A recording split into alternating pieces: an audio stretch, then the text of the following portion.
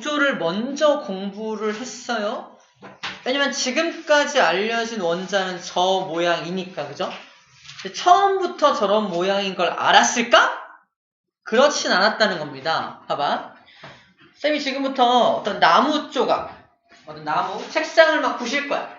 책상을 막 부셔가지고, 막 나무들을 막 부셔가지고, 더 이상 잘라지지 않을 때까지 막 부실 거야. 진짜로 더 이상 안 잘라지는 입자가 나왔어. 눈에도 잘 안 보여. 이게 뭐야? 이게 원자거든요. 그걸 원자라고 지칭을 하고, 원자를 정의한 첫 번째 사람이 바로 돌턴이라는 사람이 등장합니다. 야, 물질을 잘게 쪼개면 더 이상 쪼개지지 않는 작은 입자가 나와. 그 입자로 세상에 있는 모든 물질은 구성되어 있는 거야. 그 입자를 원자라고 하자. 아톰이라고 하자. 그죠? 그렇게 처음으로 말한 사람이 돌턴입니다. 그래서 세상의 모든 물질은 일단은 중성 상태니까 원자도 중성일 거야. 그죠? 그래서 중성 상태이면서 더 이상 쪼개지지 않는 이런 공 같은 모양을 상상을 한 거야. 이게 바로 원자야. 엄청 강력해. 안 쪼개져. 하지만 중성 상태야. 최초로 등장한 원자 모형입니다. 우리가 방금 전까지 공부했던 원자 모형하고 어때요? 사뭇 좀 다르죠? 저거 하나야, 쟤는. 저거로만 돼 있다는 거야. 공으로 돼 있다는 거야. 원자는 공이야. 이런 거야. 저 안에 뭐 양성자, 중성자, 전자 이런 개념 따위 없어요. 저걸로 되어 있어. 이겁니다. 일단 답은 뭐야? 이거 맞아, 틀려?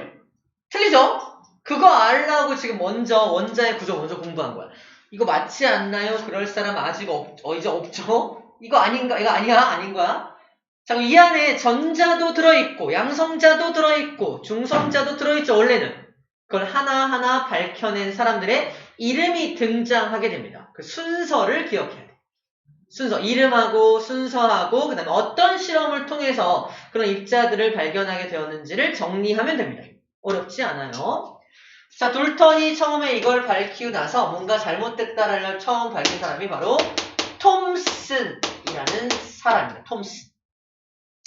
자, 톰슨이 실험을 하다 보니까 물론 위대한 과학자인 돌턴님의 이론이 맞다는 전제하에 실험을 하는 거겠죠. 자, 그 실험을 지금부터 보여줄 겁니다. 나와라, 짠. 자, 그 실험이 바로 이 실험이에요. 음극선 실험입니다. 자, 이 실험. 일단 체크할 게 뭐냐면 연도 체크해보세요. 톰슨이 1897년에 한 실험이야. 연도를 기억하라는 게 아니라 순서를 좀 알라는 겁니다. 자, 이렇게 전자를 발견한 게 톰슨인데, 자, 어떤 실험을 통해서 알아내게 되냐면, 음극선 실험이야. 음극선 실험이 뭐냐면, 바로 이렇게, 진공 상태의 유리관에다가 높은 전압을 걸어주면, 입니다. 이게 진공 상태의 유리관이야. 진공 상태 유리관. 진공 상태 유리관에다가, 고전압을 걸어요. 자, 이거 봐봐. 이게 뭐냐면 금속판이다. 얘도 금속판이다. 금속판에다가 플러스 마이너스를 연결해서 마이너스 고전압, 플러스 고전압을 빡 걸어주는 거야. 돌턴님의 이론이 맞다는 전제하에 실험했으니까 이 금속판도 원자로 되어 있겠죠. 근데 고전압을 빡 거니까 마이너스 극에서 뭔가가 팍 튀어나와. 뭔가가 튀어나와서 플러스를 향해서 확 돌진합니다. 구멍을 뚫어서 봤더니 일로 확 돌진해서 이쪽에 도착해요. 형광 스크린을 설치해서 뭔가 번쩍번쩍 빛나는 게 여기 나타나게 된다는 거지. 마이너스 극에서 출발해서 플러스를 통해서 여기 왔으니까 음극에서 출발한 어떤 빛 같은 물질이 등장하게 되는 거야. 그래서 처음에는 빛인 줄 알아서 빛이 나오는 거다. 이게 음극선인데, 이름이 음극선인데 이 음극선이 나오더라. 음극에서 어떤 선이 나오는데 이거 빛 아닐까? 빛 아닐까? 아니야. 돌턴님에 의하면 이게 원자로 구성되어 있는데 아주 엄청난 고전압을 거니까 그 원자가 튀어나오는 걸 수도 있어. 그죠? 원자가 튀어나오는 걸 수도 있어. 입자가 튀어나오는 걸 수도 있어. 라고 생각을 한 거지. 둘 중에 뭘까? 음극선의 정체는 뭘까? 그래서 추가적인 실험을 하게 됩니다. 이 추가적인 실험이 이겁니다. 첫 번째 실험이 이거예요. 추가적인 실험을 딱 했더니, 봐봐. 음극선을 빵 쐈어. 그리고 자석을 댔더니 그 음극선이 휘어져. 빛은 아니네. 빛이 자석에 휘어지네. 그렇진 않거든요. 빛은 아니라는 걸 알게 됩니다. 빛은 아니네. 빛은 아니야. 그리고 자석에 휘어지는 걸로 봐서 얘가 자석을 띤 물질이거나 전기를 띤 물질일 수 있다는 가정을 하게 됩니다. 또 하나 확정적인 게 뭐냐면 바로 이겁니다. 음극선을 쏴서 바람개비를 맞게 했더니 바람개비가 돌아가? 이게 빛이라면 바람개비가 돌아가나요? 바람개비 갖다 놓고 빛을 막 쏴! 손전등으로 막 하면 바람개비 막 돌아가? 아니잖아. 빛은 아니라는 또 하나의 결정적인 증거입니다. 자, 그럼 음극선의 정체는 뭐다? 바람개비를 돌게 했다는 건 입자라는 거야. 입자. 뭘 가진 입자? 질량을 가진 어떤 입자라는 겁니다. 근데 원자는 또 아니야. 왜죠? 원자는 중성이잖아. 원자는 중성인데 이렇게 휘어져 안 휘어져? 중성이 왜 휘어져? 어떤 전기를 띠거나 자석의 성질을 가진 녀석이잖아. 그러므로 원자도 아니야. 그죠? 이상하네. 또 하나의 특징이 뭐냐면 저 녀석은 마치 빛처럼 직진하는 성질도 가지긴 가져. 마치 빛처럼 직진하는 성질도 가져. 그림자가 생긴다는 건 직진한다라는 증거입니다. 이 녀석은 직진하는 성질도 가져. 다른 외부적인 요인이 없다면. 근데 질량을 가지고 있고 약간 전기를 띤 입자라는 걸 세 가지 실험을 통해서 알게 됩니다. 그럼 어떤 전기를 띠는지를 확인하기 위해서 결정적인 마지막 실험, 이 실험을 감행하게 되는 거예요. 자, 음극선을 빵 쏜 다음에 위에는 마이너스 극을 걸어주는 금속판을 설치하고 아래는 플러스를 걸어준 금속판을 설치한 다음에 이 사이를 통과하게 한 거야. 어느 방향으로 휜다? 플러스 방향으로 휘는 걸 알게 된 거야. 그럼 얘는 뭐야? 마이너스는 마이너스를 밀고 플러스는 마이너스 당기니까 마이너스 전기를 띤 입자구나라는 걸 저 실험을 통해서 확인하게 됩니다. 다시 말해서 금속판에서 마이너스 전기를 띠고 질량을 가진 어떤 입자가 튀어나온 거야. 여기서. 그게 뭐야? 우리가 알고 있는 전자입니다. 전자를 최초로 발견하게 된 실험이에요. 톰슨이 이 음극선을 갖다 놔서 뭐라고 지칭한다? 전자라고 지칭을 하게 됩니다. 전자를 발견한 거야. 자, 톰슨이 무슨 실험을 통해서? 바로 음극선 실험이야. 실험 이름도 기억해야 돼. 음극선 실험이라는 실험을 통해서 뭘 발견하였다? 전자를 발견하게 됩니다. 전자 발견. 전자라는 걸 발견하게 돼요. 모형이 바뀌겠죠? 어떤 모형으로 바꾸냐면, 그래서, 돌턴님이 좀 틀렸어. 이게, 중성은 중성인데, 중간중간 전자라는 게 이렇게 있는 녀석이야. 전자가 있는 게 원자야. 근데 전기적으로 중성이어야 하니까, 군데 플러스의 성질을 띠는 바탕이 있어야 돼. 플러스를 바탕으로 한 어떤 물질에 마이너스를 띤 입자가 둥둥 떠다니는 모습을 상상해 주는 거야.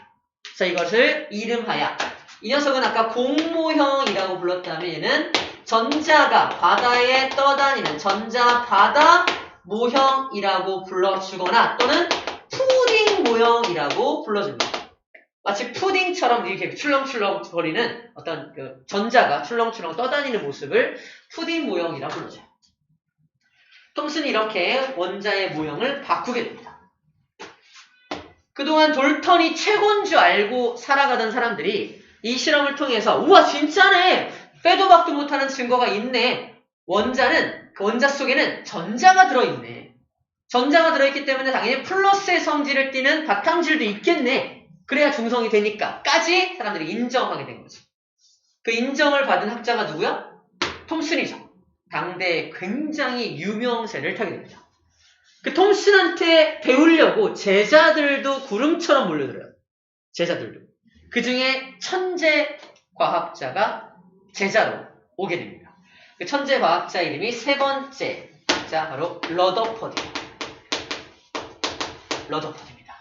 러더퍼드는 당연히 톰슨을 존경했습니다. 그죠?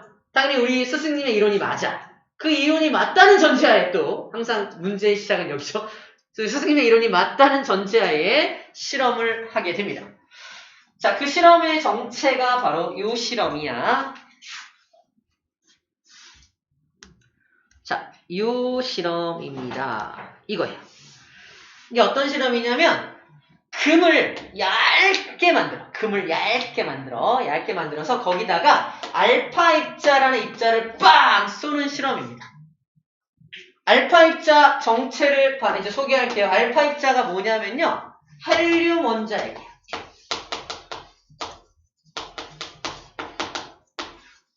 다시 말해서 양성자 2개와 중성자 2개로 이루어진 이따만한 무려 4의 질량을 가진 플러스 덩어리를 쏜 겁니다.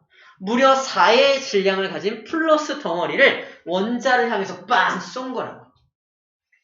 러더포드가 뭐라고 자기 편지에다가 썼냐면 이렇게 썼어요. 내가 지금부터 실험을 하나 할 건데 이것은 마치 종이를 갖다 놓고 대포를 쏘는 실험이다. 이게 대포알이고요. 이걸 얇게 만들었다는 건 종이 한 장을 놓은 거야.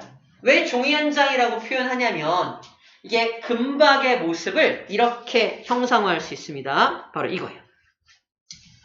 금박이라는 건 금을 얇게 만든 거잖아. 이게 원자 세 겹이다?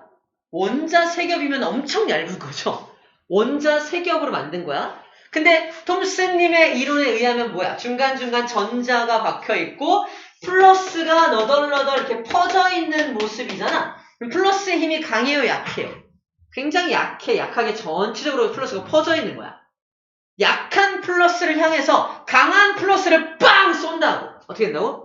다 뚫어버릴 거야. 그래서 다 뚫릴 거라고 예상하는 거야. 대부분 다 뚫릴 거야. 근데 전자가 잡아당기거나 이렇게 할 수 있으니까 약간 휘어질 수 있을 거야. 내가 플러스를 쐈는데 전자가 걔를 잡아당기면 약간 휘어질 수는 있지. 그래서 약간 휘어질 수는 있지만 대부분 그냥 뚫고 지나갈 거야. 종이에다가 대포를 빵 쏘면 당연히 그냥 뚫고 지나갈 거 아니야. 그래서 이건 예상도야. 이게 이렇게 될 거라고 예상했는데 실제 실험 결과는 완전 반전. 이게 실제 실험 결과입니다. 대부분 뚫고 지나가. 빵. 근데 유독 가운데를 특정 방향을 향해 빵 쏘면 엄청난 각도로 빵 꺾이거나 또는 반대로 튕겨나오기도 해요. 아까 러더포드의 편지에 의하면 내가 종이에다가 대포를 쐈는데 튕겨나온 거야. 당시에는 엄청난 말도 안 되는 실험 결과를 받아들일 수가 없었는데 생각을 찬찬히 해보니까 뭐였다? 플러스가 너덜너덜 이렇게 퍼져 있는 것이 아니라 한쪽에 모여 있는 거 아닐까? 한쪽에 모여 있으면 이게 가능하잖아. 그러네. 한쪽에 모여 있으면 이게 가운데로 그 모여 있는 방향을 향해 쏘면은 강하게 꺾이거나 반대로 튕겨 나올 수 있겠네. 그러네. 플러스가 퍼져 있는 게 아니라 한쪽에 모여 있네. 즉 뭘 발견하게 되었다? 원자에 핵이 있다는 걸 밝혀냅니다. 바로 러더포드의 이 실험을 통해서 뭘 발견한다? 원자에 핵이 있다는 걸 밝혀낸 거예요. 무슨 실험을 통해서? 알파 입자를 쐈더니 이렇게 이렇게 산란된다 그래요. 알파 입자가 이렇게 막 강하게 꺾이거나 반대로 오는 걸 산란된다 그래. 알파 입자 산란 실험이라고 표현합니다. 이 알파 입자 산란 실험을 통해서 원자에는 핵이 존재한다는 걸 알아낸 거예요. 그럼 원자의 모양이 또 바뀌어야겠죠. 이렇게 퍼져 있는 모양이 아니라 원자는 원자인데 플러스가 가운데 이렇게 뭉쳐 있는 모양을 생각하고요. 전자가 그 주위를 이렇게 움직이고 있는 모습으로 그려내게 됩니다. 우리가 알고 있는 모양과 매우 흡사해지고 있죠. 흡사해지고 있습니다. 자, 이 모양을 그래서 행성 모양. 마치 행성이 항성 주위를 도는 것처럼 그렇게 우리 몸속에 원자도 그렇게 구성되어 있구나라는 거야. 이때부터 아마 쌤 생각에는 소우주라는 말이 생긴 것 같아요. 우주의 원리와 우리 몸속에 있는 원자의 원리가 똑같네? 그죠? 그렇게 생각할 수 있잖아요. 그죠? 행성 모형이라고 불러줍니다.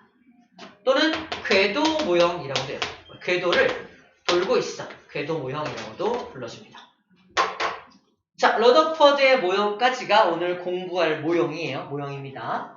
자, 러더포드는 그리고 이 실험을 통해서 이제 원자에 핵이 있다는 걸 알아내고요. 자, 그 다음에 뭘 또 발견하냐면, 자, 우리 원자 구성 입자는 전자도 있고 원자 핵도 있지만 아직 정확하게 안 나왔죠. 양성자, 중성자 이게 안 나왔죠. 결혼부터 말할게. 양성자를 밝혀낸 사람도 러더포드예요. 중성자를 발견한 사람도 러더포드였으면 좋겠죠. 하지만 러더포드가 예측까지 해줘요. 아마 중성자라는 게 있을 것이다 하고 죽어요. 나중에 후대 사람이 러시아의 체드윅이라는 사람이 중성자를 마지막으로 밝혀내게 됩니다. 문제는 이렇게 나옵니다. 왜 중성자를 맨 마지막에 발견했게? 중성이라서. 중성은 전기를 안 띠잖아. 전기를 안 띠고 있으니까 전기적 특징이 없죠. 다른 거에 비해서 특징이 좀 적었던 거야. 특징이 적으니까 발견하기 쉽지 않았던 거지. 맨 마지막에 발견하게 됩니다. 자, 지금부터 양성자를 발견하게 되는 과정을 볼 텐데, 자, 잠깐 체크하고 갈게요. 자, 처음에 톰슨이 한 실험이 1897년, 1897 기억하고요. 그 다음에 러더퍼드가 원자 핵을 발견한 게 1911년이야. 1911년. 자, 그리고 러더퍼드가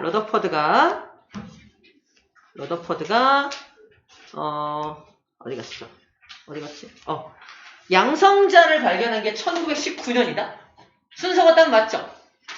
근데 문제는 뭐냐면 이 러더퍼드가 양성자를 발견하게 된 계기가 되는 실험이 있어. 계기가 되는 실험.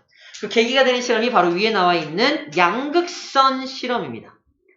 양극선 실험. 근데 양극선 실험의 연도를 봐봐. 1886년이다. 이게 뭐보다 앞서 있냐면 음극선 실험보다도 앞서 있어. 그래서 음극선 실험과 양극선 실험이 동시에 진행되고 있었는데 오히려 양극선 실험이 먼저 진행되고 있었던 거야. 근데 음극선의 정체를 먼저 밝혀낸 거야. 양극선은 뭔지 모르겠어. 그렇지? 그걸 나중에 천재과학자인 러더퍼드가 그 양극선의 정체는 이거였습니다라고 나중에 밝혀내게 된 거지. 일단 그런 시간의 흐름이 좀 꼬여있기 때문에 지금 말을 하고 있는 겁니다. 자, 그럼 그 양극선 실험은 어떤 실험인가 좀 볼게요. 자, 조금 전제가 좀 다른데 진공방정관을 준비를 해요. 똑같이. 자, 진공방정관을 준비를 하고요. 이렇게 진공방정관을 준비하고 이 안에 소량의 수소 기체를 집어넣습니다. 음극선 실험은 기체를 집어넣지 않고도 실험이 되거든요. 근데 양극선 실험은 소량의 수소 기체를 집어넣어야 돼. 우리가 이해를 하려면 현재 우리가 알고 있는 수소의 모습을 상상해야 됩니다. 수소 소환할게요. 안녕 수소. 너 갖다 실험한데 왜 나갔다 그래? 자, 이게 수소죠. 수소를 이 안에 집어넣는 거야. 그 다음에 뭐 하냐면은 양극판과 음극판을 준비합니다. 아까 똑같아. 양극판, 음극판 준비한 다음에 고전압을 걸어주는 거야. 고전압 중에 플러스를 걸었으니까 양극판이라 불러주는 거고 고전압 중에 마이너스를 걸었으니까 음극판이라 불러주는 겁니다. 마이너스에서 플러스를 향해서는 음극선이 날아가겠죠. 음극선이 날아갈 거예요. 전자가 날아갈 겁니다. 자, 그런데 양극판에서 음극판 쪽으로 바로 실험 결과는 이겁니다. 이거예요. 양극판에서 음극판 쪽으로 뭔가 입자가 흘러가는 게 관찰되는 거예요. 뭔가 입자 흘러가는 게 관찰돼요. 그래서 그때는 당시에는 양극에서 튀어나온 어떤 입자가 음극을 지나서 반대까지 간다. 그래서 이걸 양극선이라고 불렀던 거지. 이 양극선의 정체가 뭐냐면요. 잘 생각해. 수소기체를 집어넣고 여기다가 고전압을 걸어주게 되면은 고전압이 에너지거든요. 에너지를 공급하게 되면 에너지를 공급받는 주체가 누구냐면은 전자입니다. 전자가 에너지를 공급받게 돼. 자, 전자가 현재 도망가지 못하고 이 주위를 돌고 있는 이유가 뭐였지? 플러스가 자기를 막 잡아당기니까. 벗어날 수가 없는 거야. 그죠? 에너지를 엄청 공급받아. 그죠? 고전압을 걸어서 에너지를 막 공급해주네? 어떻게 할 수 있다? 도망갈 수 있어. 와! 그죠? 전자가 도망가버려. 우후! 에너지 공급받았어. 전자가 도망가버리면 뭐만 남게 된다? 플러스 혼자 딸랑 남게 되고요. 저 멀리에 전자가 이렇게 떨어지게 되죠. 둘이 분리가 돼요. 다시 말해서 이온화 됩니다. 이게 이온화가 된 모습이야. 전자 따로 플러스 수소 이온 따로. 얘를 H 플러스라고 표현할 수 있겠죠? 수소 이온이니까 얘는 전자잖아. 그래서 수소 이온과 전자로 이온화가 됩니다. 수소 이온은 플러스니까 어느 쪽을 향해 가게 된다? 마이너스를 향해 가게 되는 거야. 그래서 수소 이온이 생겨나서 나 플러스인데 마이너스 여기 있네. 어이샤! 이동. 강하게 이동하다 보니까 구멍 뚫려 있는 걸 통과해서 이렇게 슉 여기 바깥에 이쪽에 있는 형광판을 또 빵빵빵빵 건드리면서 방전 현상을 일으키게 되겠죠. 이게 양극선의 정체라는 겁니다. 그 양극선은 그럼 결국은 내가 제시한 모형에 맞춰서 생각해 봤더니 양극선의 정체는 플러스 입자여야 하네. 그 플러스 입자를 우리 양성자라고 부르자. 양성자라고 부르자. 다시 말해서 수소 이온을, 이거죠? 수소 이온을 양성자라고 부르자는 거예요. 이게 수소 이온이 혼자 있는 거. 전자가 빠졌으니까 중성 아니잖아. 그죠? 수소 이온을 양성자라고 부르자 해서 양성자의 존재를 밝혀내게 된 겁니다. 흐름은 이해가 되죠? 이걸 양성자를 밝혀내게 된 거예요. 자, 그래서 자기 이론을 맞춰서 양성자까지 발견하고 나서 추가적인 실험을 하게 됩니다. 수소는 그러면 양성자가 하나 있네. 그럼 질량이 1이네. 그죠? 그러면 헬륨을 하면 헬륨 갖다 실험을 했어. 헬륨은 원자번호 2번이야. 알고 보니까 양성자 2개 있네. 그죠? 양성자가 2개 있으면 질량 재면 얼마여야 돼? 2가 돼야 돼. 그죠? 질량을 쟀더니 뭐지? 헬륨 왜 질량 4야? 실제 쟀더니 수소에 비해서 4배 무겁잖아요. 우리는 왜 그런지 알고 있죠? 당시에 러더퍼드는 이게 뭐야? 양성자 하나지? 네. 양성자 2개지? 그럼 2배잖아 질량이. 근데 왜 질량이 4배야? 이상한데? 혹시 질량은 가지지만 전하를 띠지 않는 입자가 있는 거 아니야? 혹시 그걸 중성자라고 이름 붙이면 되지 않을까? 그게 있지 않을까?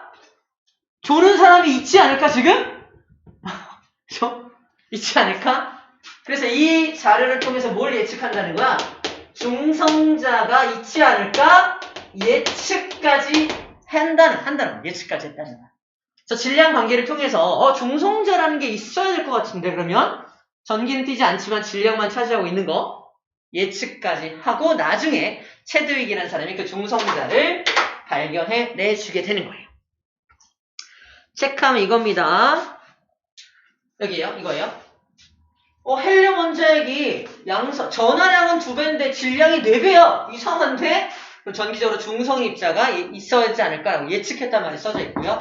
실제로 발견한 게 1932년도죠. 32년도, 지금부터 약 90년밖에 안 됐네요. 그죠? 약 90년 전에 체드윅이라는 사람이 베릴륨 원자핵에다가 알파 입자를 꽝 충돌시키는 실험을 통해서 전하를 띠지 않는 어떤 입자가 튀어나오는 걸 실제로 발견하게 됩니다. 그래서 러더퍼드 예측을 입증하게 돼요. 이렇게 중성자까지 발견하게 됨으로써 원자를 구성하는 모든 입자가 발견되게 된 겁니다. 여기까지가 원자 구성 입자의 발견 과정이에요. 우리 기본적인 원자의 구조를 알고 출발하니까 조금 쉽게 정리가 된 겁니다. 오케이. 됐네요. 다 했어요. 더 할 게 없습니다. 자, 바로 문제 풀어볼게요. 69쪽의 문제입니다. 풀어볼게요.